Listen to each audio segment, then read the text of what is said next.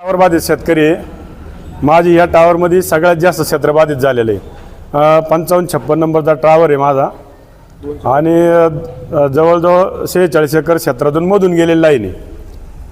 आणि मला त्यांनी आत्तापर्यंत 5,43,000 रुपये माझ्या खात्यावर जमा केलेले आहेत आणि दोन्ही टावर उभे करून गेलेत. परत काय मला पैसे आलेले नाही. तर मला प्रत्येक शेतकऱ्याला सांगणं आहे का तुमचा पहिला उतारा स्ट्रॉंग करून घ्या, पीक पाणी नोंदून घ्या.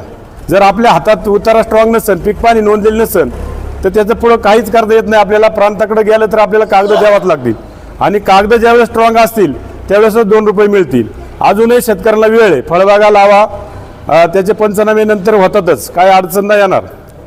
आणि भाऊसाहेबांनी बाबा शेठनी सांगितल्याप्रमाणे जर सगळे शेतकरी एकत्रित आले तर आळ्याची जी जमीन आहे ना, आपली पण जमीनच आहे. आज आपली त्याला जिरायत दिसत असेल, उद्या आपली बागायत होऊ शकते ना. त्याच्यामुळं आळ्याला जे रेट आहेत तेच रेट आपल्याला पाहिजेत. हे सगळ्यांनी एकमत ठाम राहा आणि जर सगळे संघटित होऊन ठाम राहिले तर तो रेट आपल्याला मिळू शकतो. त्यात काही अडचण येणार नाही.